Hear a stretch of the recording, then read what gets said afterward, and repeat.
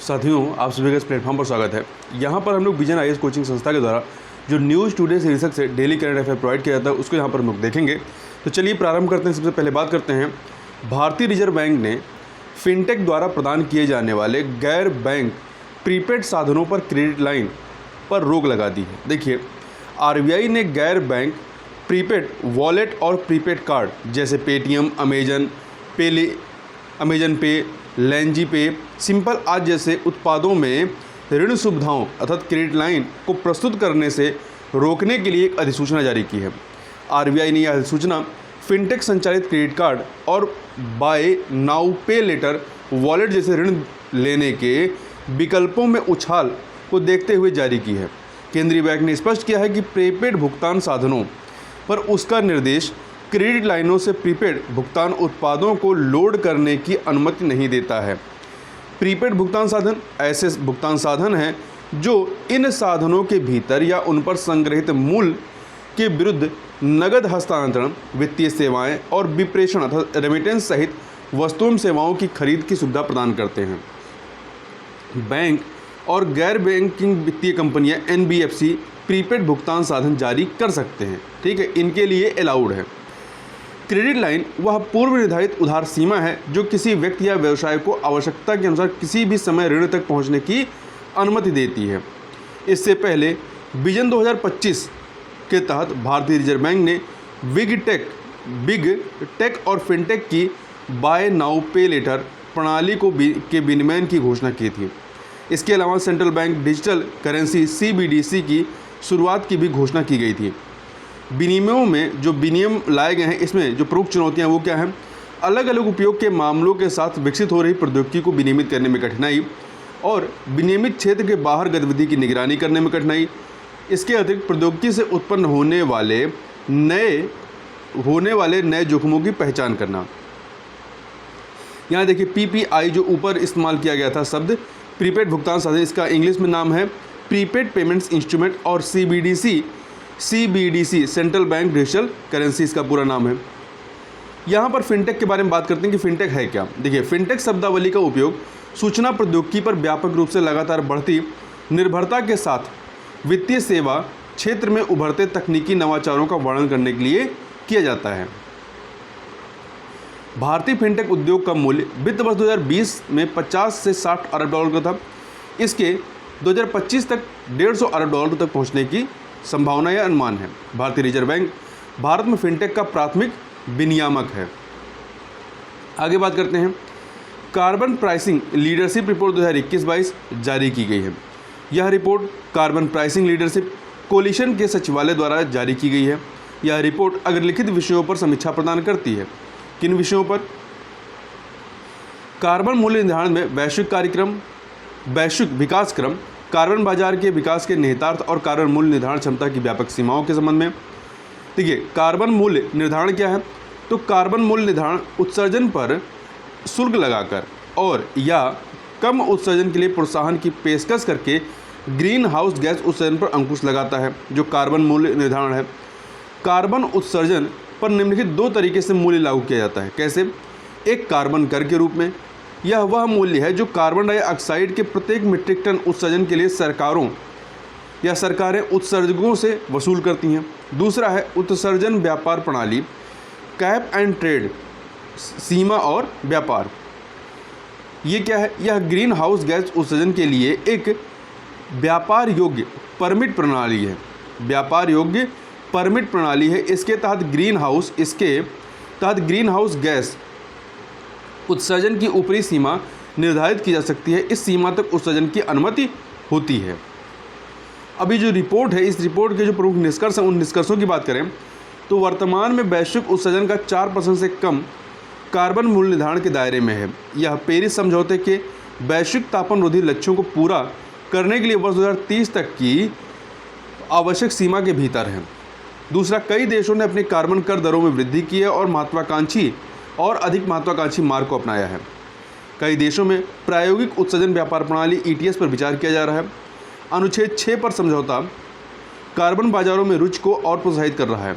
यह क्या है? कार्बन 6 यह राष्ट्रों को दोहरी गणना से बचने हेतु पर्यावरणीय समग्रता के लिए एक विकल्प प्रदान करता है। यह विकासशील देशों में निजी पूंजी आने का मार्ग भी प्रशस्त करता है। अब यहाँ पे थोड़ा बात करते हैं carbon pricing leadership coalition CPLC के बारे में, जो रिपोर्ट जारी की गई है उसके संबंध में। तो देखिए, कार्बन प्राइसिंग लीडरशिप कोलिशन एक स्वैच्छिक पहल है। यह सरकार, व्यवसाय, नागरिक समाज और शिक्षा जगत के नेतृत्व को एक साथ लाती है। इससे प्रभावी जलवायु कार्रवाई में तेजी लाने और उसके वित्त पोषण के लिए एक साधन के रूप में कार्बन मूल्य निर्धारण की वैश्विक समझ में वृद्धि की जा सकेगी। आगे बात करते हैं। आगे है मल्टी मॉडल लॉजिस्टिक पार्कों के लिए रियायतों में वृद्धि की गई है। इसके संबंध में देखिए, सरकार ने अपने मल्टी मॉडल लॉजिस्टिक पार्कों के लिए रियायत अवधि 30 वर्ष से बढ़ा करके 45 वर्ष कर दी है। विस्तारित रियायत अवधि के जो लाभ हैं वो क्या हैं? पहला, निवेशकों को अपने निवेश की भरपाई करने और अधिशेष सृजित करने में मदद मिलेगी। दूसरा, इससे अधिक दीर्घकालिक निवेशकों को आकर्षित किया जा सकेगा। इसके अतिरिक्त एक मल्टी मॉडल लॉजिस्टिक पार्क एक इंटर मॉडल फ्रेट हैंडलिंग प्रतिष्ठान है। जो एक मल्टी मॉडल लॉजिस्टिक पार्क होता है, ये होता क्या है?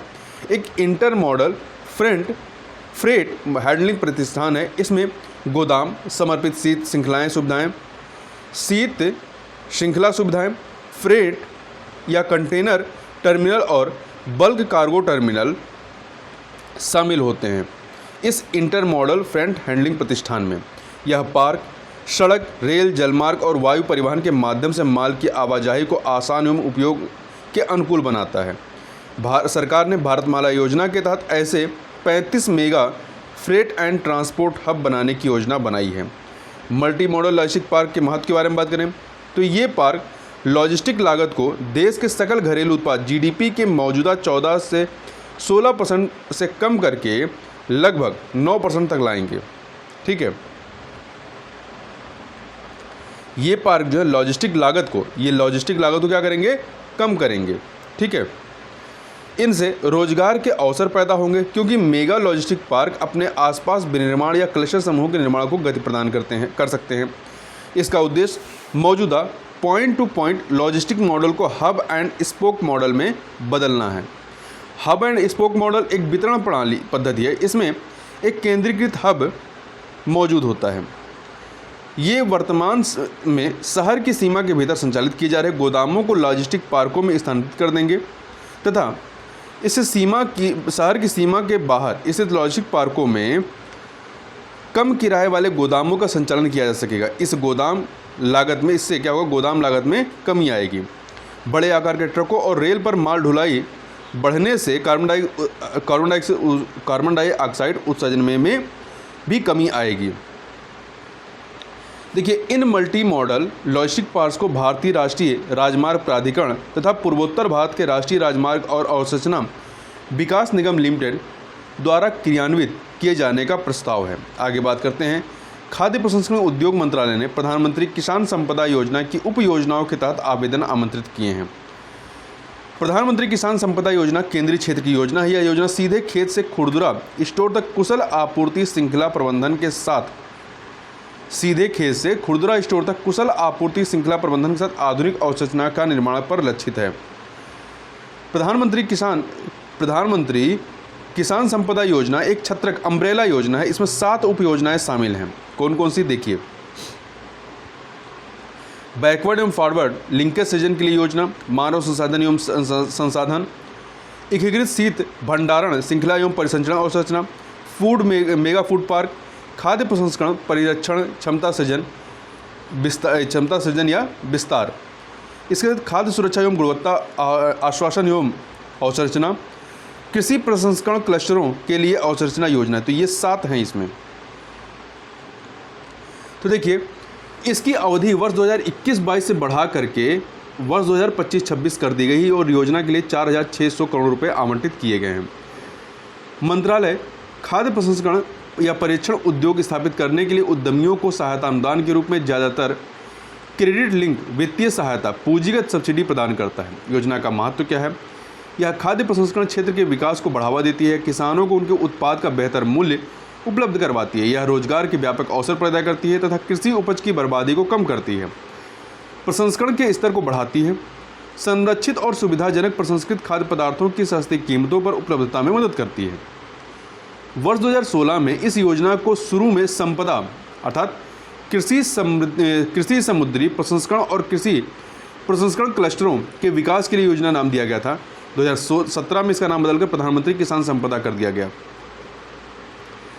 खाद्य क्षेत्र में उठाए गए अन्य कदमों की बात करें तो खाद्य प्रसंस्करण उद्योग मंत्रालय ने प्रधानमंत्री सूक्ष्म खाद्य प्रसंस्करण उद्यमों का औपचारिकरण योजना शुरू की है। इस योजना के तहत 2 लाख सूक्ष्म खाद्य प्रसंस्करण उद्यमों की स्थापना, अपग्रेडेशन के लिए वित्तीय, तकनीकी और व्यावसायिक सहायता प्रदान की जाती है।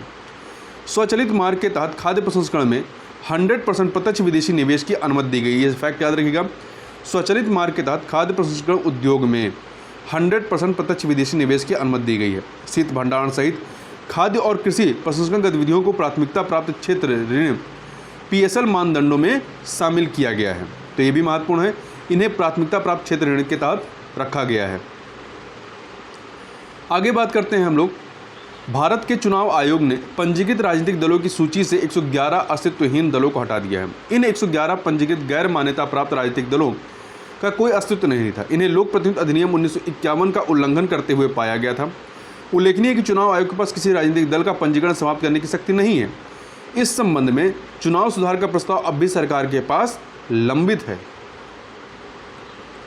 हालांकि यह राजनीतिक दलों की वित्तीय अनियमितताओं के मुद्दे उठा सकता है। साथ ही यह राजनीतिक दलों के निम्नलिखित नियमों को अनिवार्य रूप से अनुपालन करने की मांग कर सकता है: चंदा प्राप्त के स्रोत और इसके तरीके, कंपनियों द्वारा डिस्क्लोजर, बैंक खातों का विवरण इत्यादि।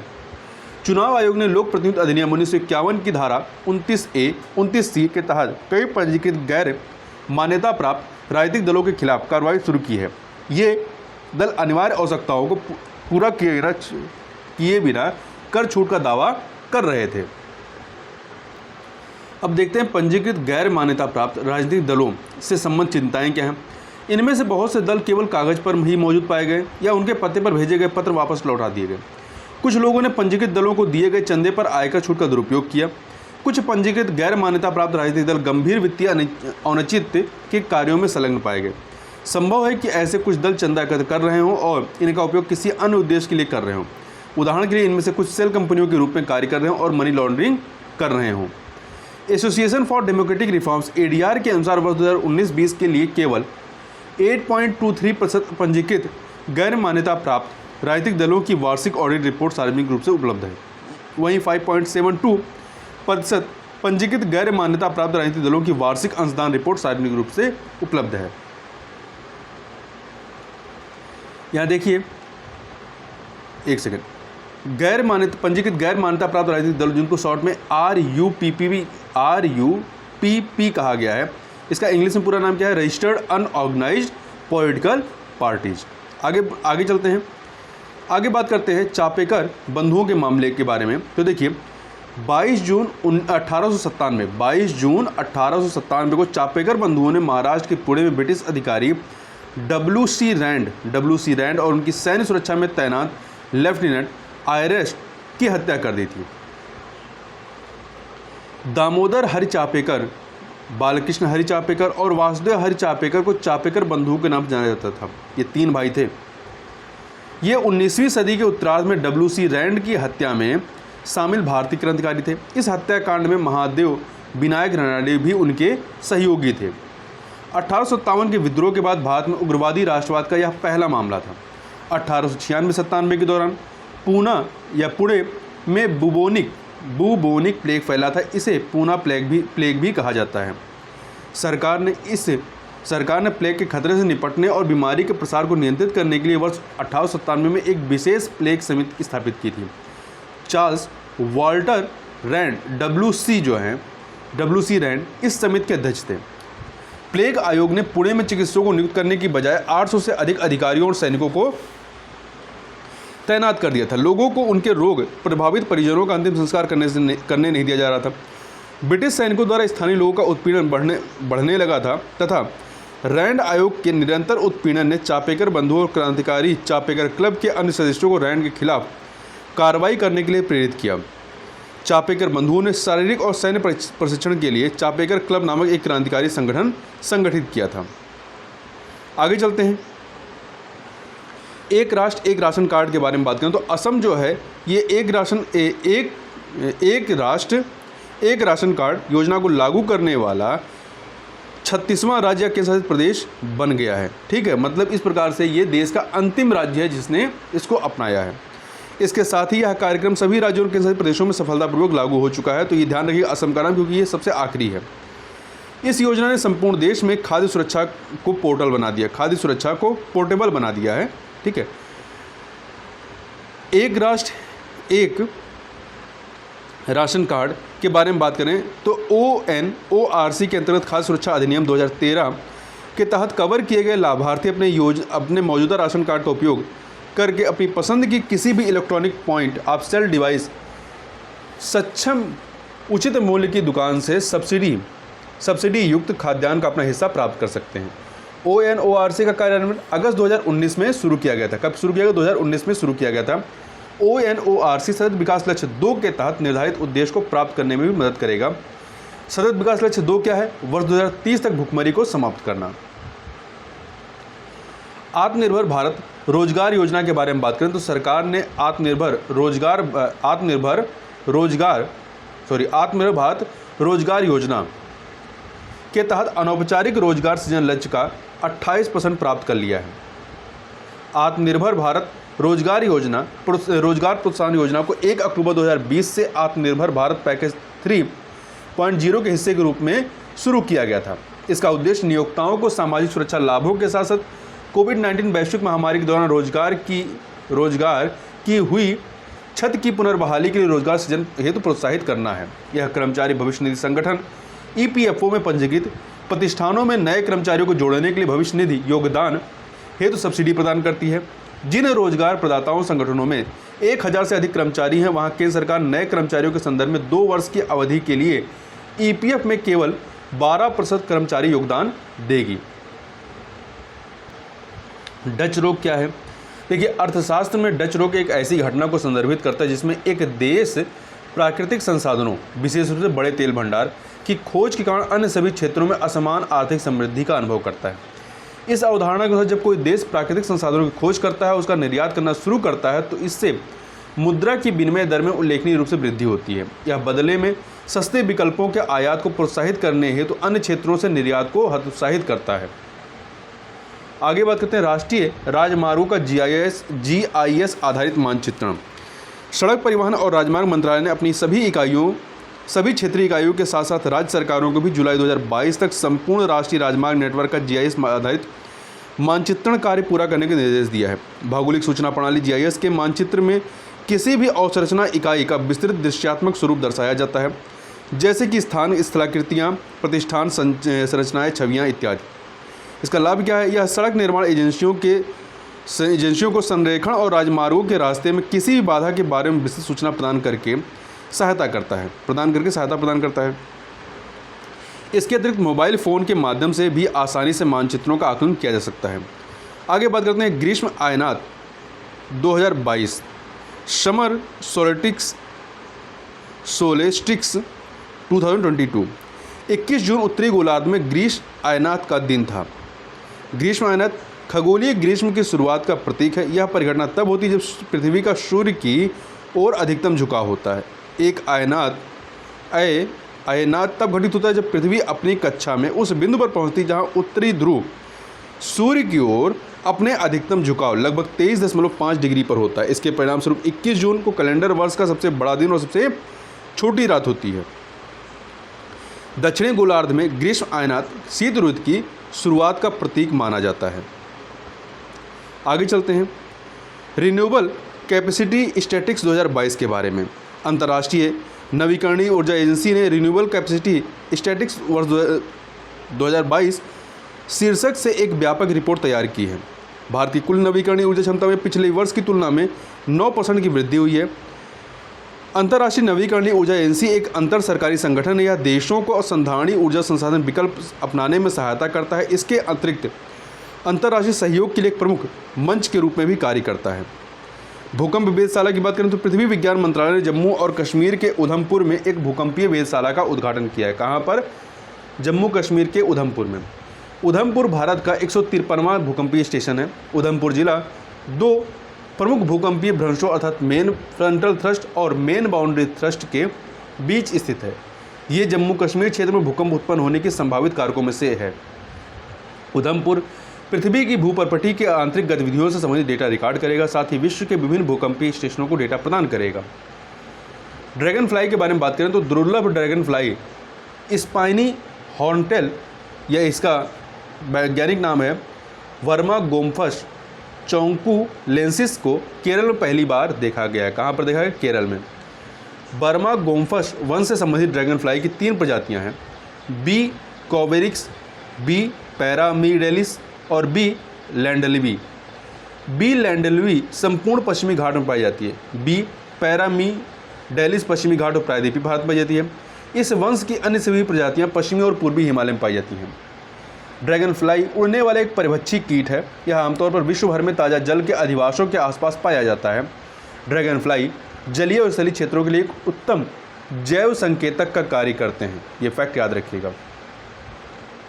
अंतर्राष्ट्रीय योग दिवस के बारे में बात करें तो देखिए, 8वां अंतर्राष्ट्रीय योग दिवस विश्व भर में 21 जून को बनाया गया। इसे प्रत्येक वर्ष 21 जून को मनाया जाता है। इसका उद्देश्य योग के अमूल्य लाभों के बारे में जागरूकता का प्रसार करना है। इस वर्ष अर्थात 2022 की जो थीम थी, योग फॉर ह्यूमैनिटी थी। अंतर्राष्ट्रीय योग दिवस की अवधारणा को पहली बार वर्ष 2014 में संयुक्त राष्ट्र महासभा में भारतीय प्रधानमंत्री ने प्रस्तुत किया था। योग एक प्राचीन शारीरिक, मानसिक और आध्यात्मिक अभ्यास है। इसकी उत्पत्ति भारत में हुई थी। योग शब्द की उत्पत्ति संस्कृत भाषा से हुई। इसका अर्थ है जुड़ना या संयुक्त हो जाना, अर्थात यह शरीर और चेतना के एकाकार का प्रतीक है। खान क्वेस्ट 2022 सैन्य अभ्यास मंगोलिया के उलान बटोर में एक बहुराष्ट्रीय शांति रक्षा अभ्यास खान क्वेस्ट 2022 आयोजित किया गया। कहाँ पर? मंगोलिया के उलान बटोर में। इसमें भारत सहित 16 देशों की सैन्य टुकड़ियों ने भागीदारी की थी। इसमें लद्दाख स्काउट्स के एक सैन्य दल ने भारतीय सेना का प्रतिनिधित्व किया था। इस प्रकार से इस वीडियो में बस इतना ही। मिलते हैं नेक्स्ट वीडियो, तब तक के लिए बहुत बहुत धन्यवाद।